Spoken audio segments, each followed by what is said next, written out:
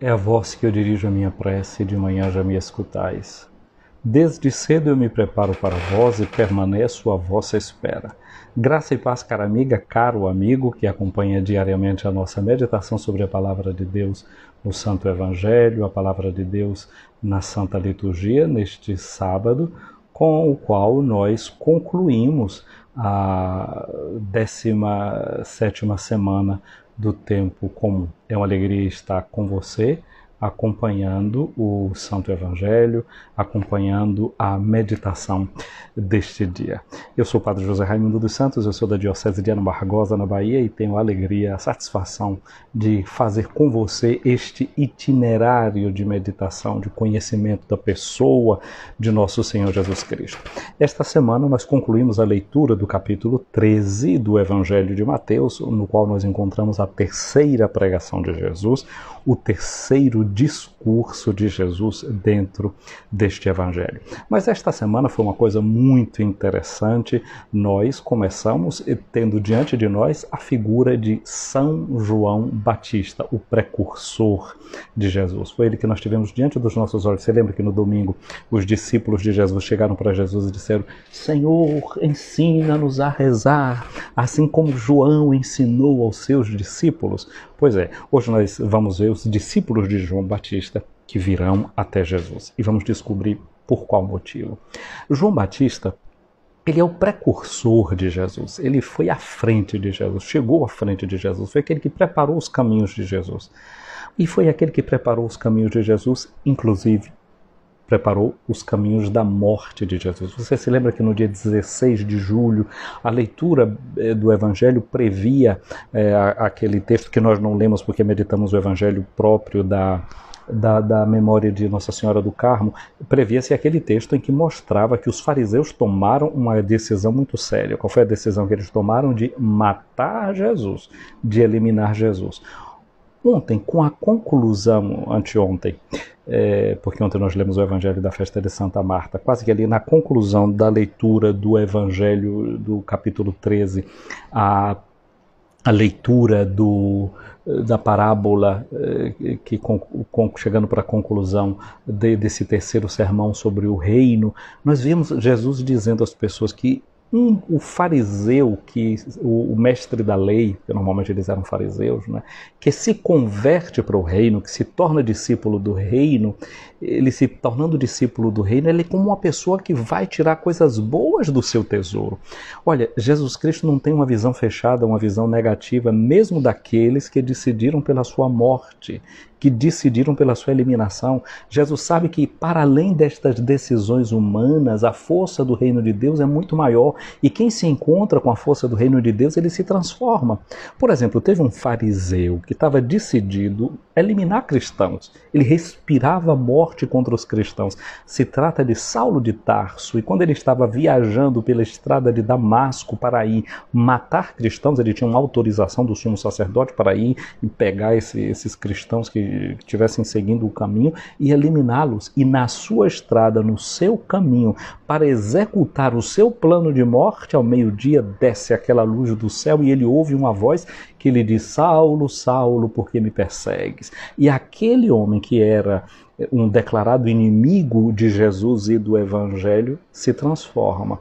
Ele é como uma pequena semente que agora morre como semente de ódio e de desamor e vai viver como uma semente boa. Aliás, Jesus, no Evangelho de João, ele diz uma coisa muito interessante, né? Ele que começa o terceiro discurso no Evangelho de Mateus, falando sobre o reino, dizendo que o reino é como um semeador que está jogando a semente.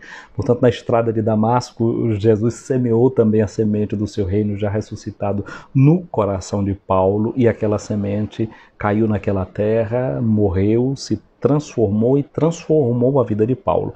Então Jesus diz no Evangelho de João: se o grão de trigo não morrer, ele vai ficar na solidão, ele vai ficar sozinho.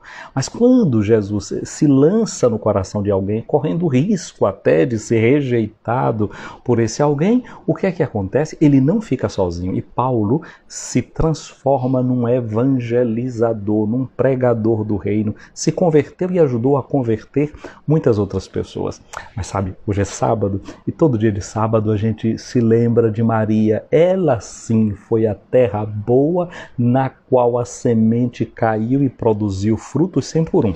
Ele, Jesus, é o fruto bendito do ventre de Maria. E nele nós nos tornamos uma multidão de irmãs e de irmãos.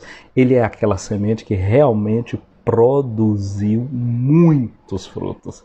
E o fruto bendito do ventre de Maria depois se reproduz no fruto que é você, no fruto do Evangelho, na sua vida, na minha vida, na nossa existência. Então, é assim um pouco que nós olhamos para o dia de hoje. E olha, pensando também em Maria como essa terra boa onde a semente cai, eu quero pensar também numa outra coisa. A gente na ladainha de Nossa Senhora, nós invocamos Nossa Senhora dizendo causa nostre laetitiae, causa da nossa alegria. O Evangelho de hoje vai mostrar tristeza, vai mostrar outros tipos de sentimento, euforia, etc. E eu quero também olhar para Maria como causa da nossa alegria. E por que ela é a causa da nossa alegria? Porque ela nos deu Jesus, o nosso Salvador. E nele, Jesus, o nosso Salvador, nós encontramos a verdadeira fonte da nossa alegria. Nessa palavra que ele oferece para mim e para você, nós encontramos a razão da nossa alegria em Cristo Jesus, nosso Senhor. Então é assim que a gente quer olhar para esse Evangelho de hoje. O Evangelho de hoje é o capítulo 14 de Mateus. Mateus, no capítulo 14, nós vamos ler os versículos de 1 a 12. É um novo capítulo que a gente começa a ler, uma nova página da Escritura que começa a se abrir agora para a gente. Mas a gente está fazendo essa recapitulação do que foi a escuta desta semana. Começando lembrando, como eu disse, olhando para a figura de João Batista, que abriu indiretamente essa semana, porque os discípulos de Jesus disseram, ensina a gente a rezar como João Batista ensinou aos seus discípulos, e hoje nós vamos encontrar os discípulos de João Batista que vão até Jesus para dar a Jesus uma informação de que João tinha sido assassinado, de que João tinha sido morto. Gente, nesse sinal da morte de João, Jesus também compreende a sua vocação. Gente, não adianta a gente querer ficar olhando para o mundo e achando que tudo é mil maravilhas, que tudo está bem, não querendo ver os problemas que tem nesse mundo. A gente não pode fazer como avestruz. Tem gente que quer viver num otimismo assim, no flutuante. Não, a gente tem que fazer conta com a vida, com a sua realidade. Nada de fazer como avestruz, enfiar a cabeça no buraco e não olhar o perigo, porque o perigo está ali. O perigo não vai sumir da frente da gente, simplesmente porque a gente fecha os olhos e fica achando que não está acontecendo nada. Não. O cristianismo é fazer conta com a morte. Nós cremos em Jesus Cristo que padeceu sob Pôncio Pilatos. Não é? Está lá em cima da cruz. A gente viu qual é o nosso símbolo? É a cruz. Qual é o símbolo da cruz? É o símbolo da morte. Um grão de trigo que foi esmagado. Agora, isso não significa que a morte tenha a última palavra. Nós somos, de verdade, essas pessoas que olham a vida, somos realistas, vemos a vida com o seu peso, com um dado de realidade, mas não ficamos imobilizados. Nós temos esperança no coração. E esta esperança é que nos faz agir. Esta esperança é que nos faz enfrentar as situações. Este é o cristianismo. Então Jesus, recebendo a notícia da morte de João Batista, aquilo que eu já disse antes, a ameaça de morte sobre a vida dele já existia. Então ele faz conta de, vendo a morte de João, ele sabe, se João foi o precursor dele, então isso significa que a sua hora também se está aproximando, o círculo está se fechando em volta de Jesus. Mas isso não deixa Jesus deprimido, isso não impede Jesus de continuar lutando. A vocação bem-sucedida, a missão cumprida, não significa simplesmente que a gente vai terminar tudo com aplausos. Não, a gente tem que fazer contas com a realidade. Aliás, a primeira leitura de hoje também, que é do profeta Jeremias, porque João Batista é um profeta, né? É o último dos profetas do Antigo Testamento e o primeiro dos profetas do Novo Testamento. João é como uma espécie de porta, ele fecha e abre ao mesmo tempo, né? A porta serve para isso, ela fecha e abre. João Batista é isso, ele fecha o Antigo Testamento e abre o Novo Testamento. Então, esse profeta João Batista, como todos os demais profetas, sofrem perseguição, dificuldades. Jeremias, fala a leitura de hoje, o que é que dizem dele, né? Este homem foi julgado réu de morte porque profetizou contra esta cidade, como ouvistes com seus próprios ouvidos. João Batista também foi alguém que profetizou.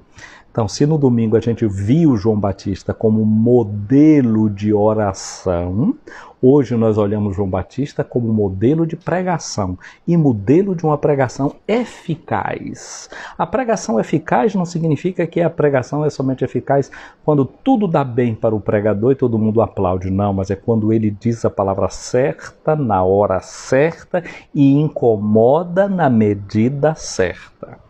E aí João Batista foi eficaz porque ele acabou na prisão, porque a palavra dele tocou na ferida, porque a palavra dele pronunciou a verdade. Não é que deu tudo certo para ele, mas é que deu tudo certo para a palavra. O que é que o profeta Isaías diz aqui? Deus diz através do profeta Isaías que a palavra dele é como uma chuva. Lembra aquela música do Padre Zezinho? É como a chuva que lava, é como o fogo que arrasa. Tua palavra é assim, não passa por mim sem deixar um sinal. Deus diz que a sua palavra é como a chuva que cai na terra e para lá não volta, porque a chuva cai, não é? A água cai na terra, molha a terra, depois o sol aparece e a água se evapora. Já viu, já andou na estrada e viu aquele negócio, parece que tá subindo uma fumacinha assim para o céu, né? A evaporação que vai acontecendo, a água evapora e volta para o céu de novo, se condensa em nuvens, depois vem uma outra chuva. Esse é o ciclo das águas, né? Enche os nossos lençóis freáticos, etc. Esse é o caminho da palavra. E Deus diz que a palavra não volta para o céu se antes ela não cumpre a missão para a qual ela foi destinada. E qual é a missão para a qual a palavra é destinada nessa imagem da água e da chuva? Fecundar a terra, molhar a terra, fazer com que a semente germine. E assim é a palavra de Deus. Não é que nós, necessariamente no primeiro momento tudo tem que parecer que está tudo dando certo. Às vezes é assim, é desilusão, é cadeia, é morte, como foi a de João Batista. Mas a palavra vai fazendo o seu caminho. Paulo vai dizer, eu estou aqui na cadeia, eu estou acorrentado, mas a palavra não está acorrentada. A palavra é livre e ela faz o seu trabalho. A palavra é livre e faz o seu trabalho. Então, diz aqui, né, que eles eram, que Jeremias era digno de morte, e então disse Jeremias aos dignatários do povo, o Senhor incumbiu-me de profetizar para esta casa e para esta cidade através de todas as palavras que ouvistes. Ele não arreda 1 milímetro tudo o que ele tinha dito. Agora, portanto, tratai de emendar a vossa vida e as obras, ouvi a voz do Senhor vosso Deus, e ele voltará atrás da decisão que tomou contra vós. Jeremias não muda o seu discurso porque foi ameaçado de morte. Ele continua repetindo as mesmas coisas. Se alguém precisa mudar, não é o meu discurso, são vocês. É o coração de vocês que precisa tornar diferente. Eu estou aqui em vossas mãos. Fazei de mim o que vos parecer conveniente e justo. Mas ficai sabendo que se me deres a morte, tereis derramado sangue inocente contra vós mesmos, contra esta cidade e seus habitantes, pois em verdade o Senhor enviou-me a vós para falar tudo isso a vossos ouvidos. O profeta sabe para o que é que ele foi enviado. Não muda, não é em nada a palavra que o Senhor mandou dirigir. Aí diz que os chefes, em geral, disseram aos sacerdotes e profetas, este homem não merece ser condenado à morte. Ele falou em nome do Senhor nosso Deus. E Jeremias passou a ter a proteção de Aicã, filho de Safã, para não cair nas mãos do povo e evitar ser morto. Foi a sorte de Jeremias, ele foi poupado. Jesus não foi poupado, João Batista também não foi poupado. Escutemos o evangelho de hoje. Naquele tempo, a fama de Jesus chegou aos ouvidos do governador Herodes. Herodes era tetrarca, o país estava dividido em quatro regiões, ele mandava em uma dessas regiões e a fama de Jesus chegou até ele dominava aquela região da Galileia. Então ele disse para os seus servidores, é João Batista que ressuscitou dos mortos e por isso os poderes miraculosos atuam nele. Depois de ter dito isso, então Mateus aproveita para contar para a gente como é que aconteceu a morte de João Batista. Nos narra a morte de João Batista. E diz para assim, de fato, Herodes tinha mandado prender João, amarrá-lo e colocá-lo na prisão por causa de Herodíades, a mulher do seu irmão Filipe. Então, ele se casou com a cunhada. Tinha aqui uma situação moral, uma situação ilícita. E João Batista, que dava opinião, que pregava para o povo, mostrava o que estava errado, o que não estava bem na vida do povo, ele falava não apenas para os cobradores de impostos, dizendo para ele, olha, vocês não devem cobrar para além disso. João Batista dizia para os soldados, não usem de violência contra as pessoas, não é? E para Herodes também, João Batista tinha uma palavra. Inclusive, não apenas uma palavra que diz respeito à sua administração pública. Tinha uma palavra não somente para a sua vida pública, tinha também uma palavra para a sua vida privada. Os homens públicos devem ser também julgados no conjunto de sua vida. Eu me lembro que alguns anos atrás houve um presidente da Volkswagen, um escândalo que girou o mundo, porque ele de repente foi fazer uma viagem, levou alguém que ele não devia ter levado naquela viagem, o escândalo ficou público e ele pediu demissão da sua função. Uma empresa privada, com uma coisa que era da vida privada daquele senhor, mas que ele veio a público pedir desculpas e pedir a sua demissão. Você já viu que entre nós, às vezes, as coisas públicas são tratadas de uma maneira tal, existem escândalos e as pessoas continuam nas funções que tinham. Aparece sempre alguém para passar um pano sobre essas condutas inadequadas na vida de homens públicos. Ah, mas essa é a vida privada dele, isso não diz com a gente. Sim, não, tem. A pessoa deve buscar uma sintonia de vida. Nós não estamos para julgar ninguém, para condenar ninguém nesse sentido, mas aqui o Evangelho está nos apontando para uma coisa que se chama a coerência de vida e a unidade de vida. E a gente deve buscar isso sim. A gente não pode criar departamentos na vida da gente como se a gente tivesse gaveta. Essa é a gaveta que deve estar bem arrumada, aquela não. É uma coisa difícil sim buscar a coerência de vida. Não é que seja uma coisa fácil, mas é uma coisa necessária. E João Batista, na sua pregação, sabia que ele não podia apenas olhar para Herodes do ponto de vista da sua vida pública. Deveria ter também uma palavra que falava para o seu coração, porque o coração do homem é um só.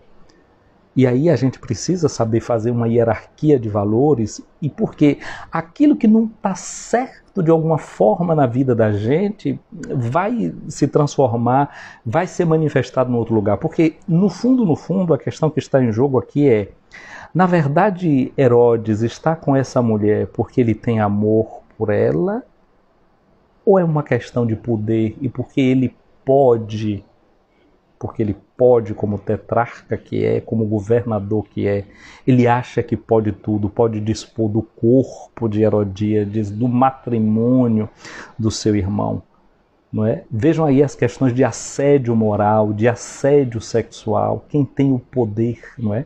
Dizem que o poder é o sexo dos velhos, porque justamente chegando às vezes numa certa velhice, numa certa impotência, esses velhos se agarram no poder.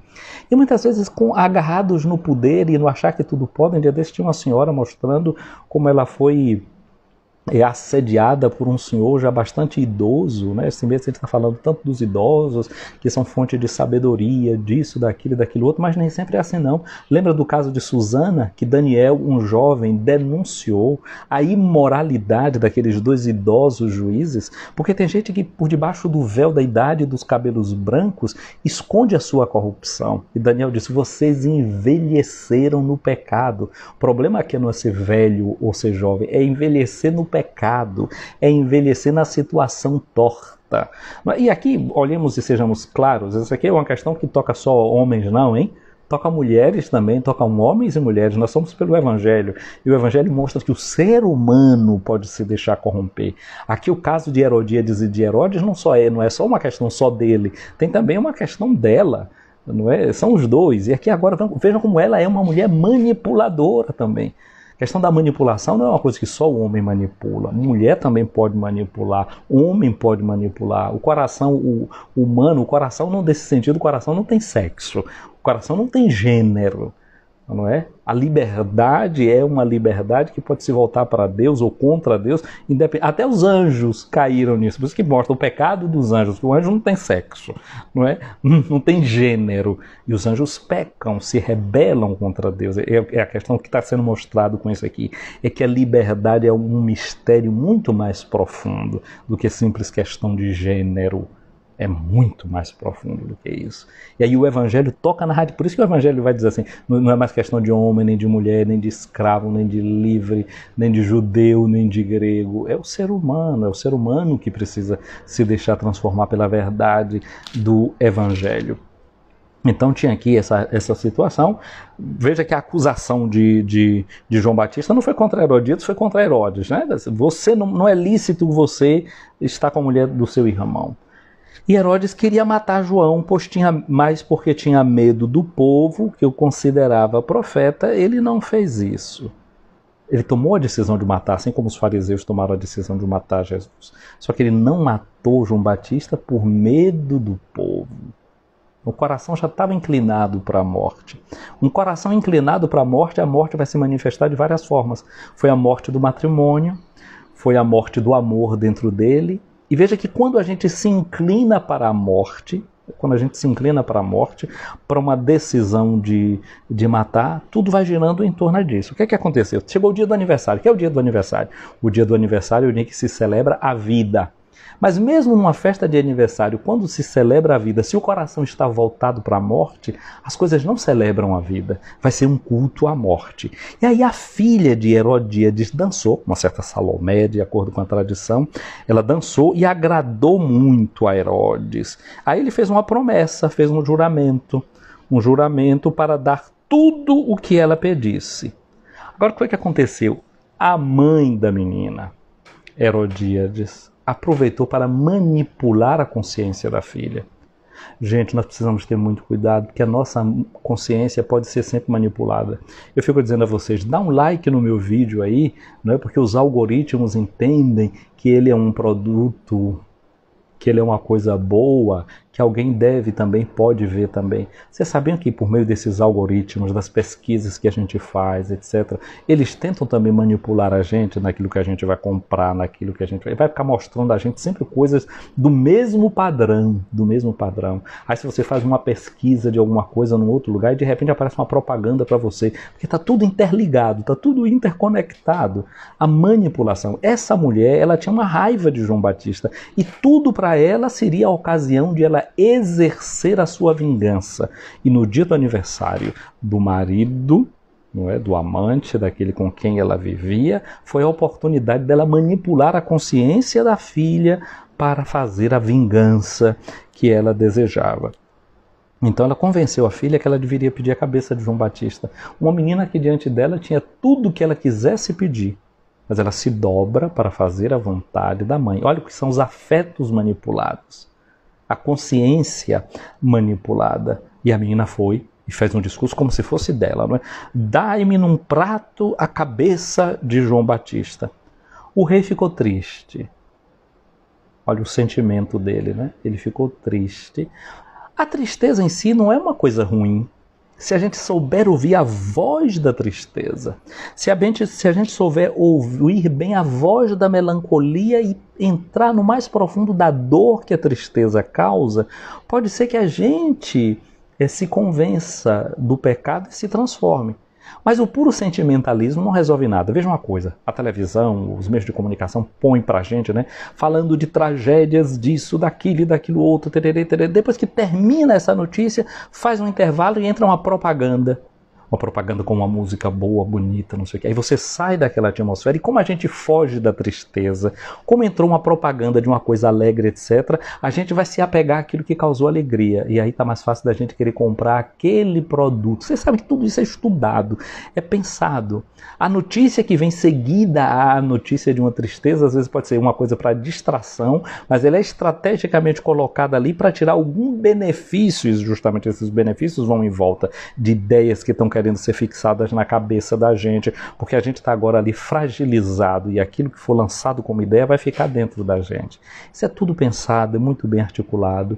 Então Herodes aqui agora, que já estava mergulhado nessa tristeza, aí logo pensou no juramento que ele fez. Porque esses pensamentos que a gente vai nutrindo dentro da gente de poder, eu disse, né, que o poder o sexo dos não sei, essa frase não é minha não, é que o sexo dos velhos é o poder, não é? Então como ele poder, ele não era nem tão velho de idade assim, mas agarrado no poder, crescendo no poder, amadurecendo no poder, envelhecendo no poder, ele pensa no juramento que ele fez e aí imediatamente esquece a tristeza que ele tinha, já com os copos que ele já tinha bebido tanto ali naquela noite, e manda trazer a cabeça de João Batista lá do cárcere. Então ele mandou cortar a cabeça de João Batista, depois a cabeça é trazida num prato, é entregue à moça e a menina leva a cabeça para sua mãe. E aqui o Evangelho nos diz que os discípulos de João Batista foram informar para Jesus. Eu disse que nesse sábado a gente sempre pensa, não é, em Maria, e a gente viu Herodes que se entristeceu, mas que de repente pensou no juramento que ele fez e esquece, não é, daquela sua tristeza momentânea para não perder o seu poder. Não é? Ele que tinha até medo de perder o seu poder porque não eliminou João Batista, mas agora ele se sente acuado diante da sua palavra, ele não volta atrás com a sua palavra. E então, olhando para esses sentimentos de tristeza, de manipulação, a gente olha para uma outra mãe que é Maria, que não manipula, e quando viu seu filho ameaçado de morte, foi direto lá para falar com ele. A Maria nós chamamos de causa da nossa alegria. Nós queremos olhar para ela quando o Evangelho nos fala dessa tristeza da morte de João Batista, e lembrar que ela, que é a causa da nossa alegria, ela é a causa da nossa alegria não porque ela fechou seus olhos diante da morte, não. Quando soube que o filho estava ameaçado, ela foi lá para ver o que estava acontecendo. Como ela foi para o encontrar com seu filho, como a Via Sacra nos mostra na quarta estação, enquanto ele carregava a sua cruz. A quarta estação é esse encontro de Maria, que não foge da dor do seu filho amado e querido. E sobretudo, como o Evangelho de João nos mostra no capítulo 19, ela lá estava de pé. Por isso ela é causa da nossa alegria, porque ela é guardiã da nossa esperança. Ela mostra para nós que a nossa esperança nos mantém de pé, nos mantém vivos, nos mantém alerta. Portanto, eu penso que o Evangelho de hoje é um convite a nós pensarmos nos nossos sentimentos, há um convite a gente pensar que a consciência da gente pode ser manipulada por gente que pode fazer uma pauta muito bonita, porque eu falei de João Batista, né, que olhava a questão da integridade, não é, de Herodes, não valia a pena somente a sua questão como homem público, mas também a sua vida privada precisaria estar em harmonia com a sua vida pública. Mas existe hoje em dia gente, por exemplo, que defende pautas morais, pautas de valores, mas que é um discurso da boca para fora. Pode estar falando muito da família e depois não ter grandes exemplos de vida de família para dar. Pode pensar muito na sua família, mas não pensa na família dos outros. Pode pensar na promoção dos seus filhos, mas não pensa na promoção dos seus filhos. Defende os seus filhos mesmo quando fazem coisas erradas, mas os filhos dos outros são vistos quando fazem coisas erradas sempre como gente do mal, como gente criminosa, como gente que precisa eliminar. Que os seus filhos podem ser bandidos nos seus atos, mas que você nunca enxerga, nunca vê. Acha sempre que é sempre um bom rapaz, um bom mocinho, uma boa moça, que deve continuar dançando para alegrar o coração do papai com as suas coisinhas erradas. Vamos hoje pedir a Jesus essa graça de olhar para dentro de nós, de nos dar a atitude de coerência e de, sobretudo, não irmos atrás apenas de um discurso de coisa bonita e de vida bem arrumada, que a gente olhe justamente para as práticas e que a partir das práticas nossas e dos outros a gente se comprometa com a nossa conversão, como João Batista desejou que a gente se convertesse para entrar no caminho do reino de Deus. Peçamos ao Senhor essa graça de uma libertação do nosso coração e dos nossos sentimentos, para que nós não sejamos manipulados por ninguém, nem por aqueles que são os mais próximos nossos, como nós vimos que essa mãe manipulou o seu filho.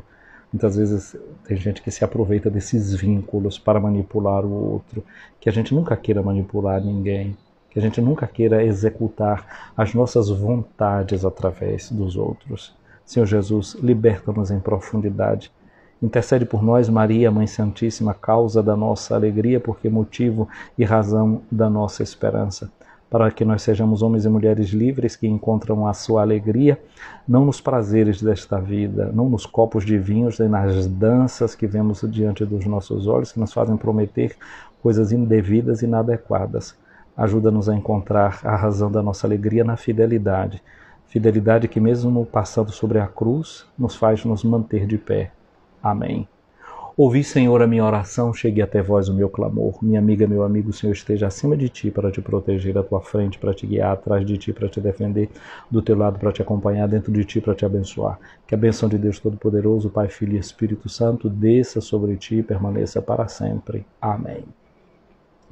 Um abraço para quem está aqui acompanhando essa nossa live, um abraço para a Nete Cor, bom dia, um abraço para a Aline Sampaio, para Amélia Reis, não é? para a Thais Janaína, para a Bia Lapa, para a Dinéia Flores. Ô Dinéia, você está aqui hoje. Um abraço para a Lisa Camata. Tchau, Lisa, como está aí? Bem, né? Um abraço para a Silvia Fernandes. Nete Cor diz, é um prazer inenarrável ouvir o Evangelho nessa sua via pessoal. Muito obrigado, Nete, um prazer também te ter aqui. E Lisa, né, aqui diz assim seja. Muito bem, gente querida. Como sempre, eu peço o like, eu peço que você comente a live, não é, Net? Você já comentou aqui, copia e joga lá no comentário na hora que eu salvar essa live. Depois eu vou colocar lá no meu canal do YouTube, Padre José Raimundo, Escutando a Palavra. Vou colocar na minha página do Facebook, Tua Palavra, Luz no meu caminho, e na minha página pessoal do Facebook também. Quando vocês puderem, né, tá, tira 5 minutos para sair curtindo vídeos que vocês já viram, para que eles recebam a leitura positiva do algoritmo e faça ser visto por outras pessoas. E assim ele possa ser útil para alguém. Gente querida, um sábado abençoado e até amanhã, se Deus quiser.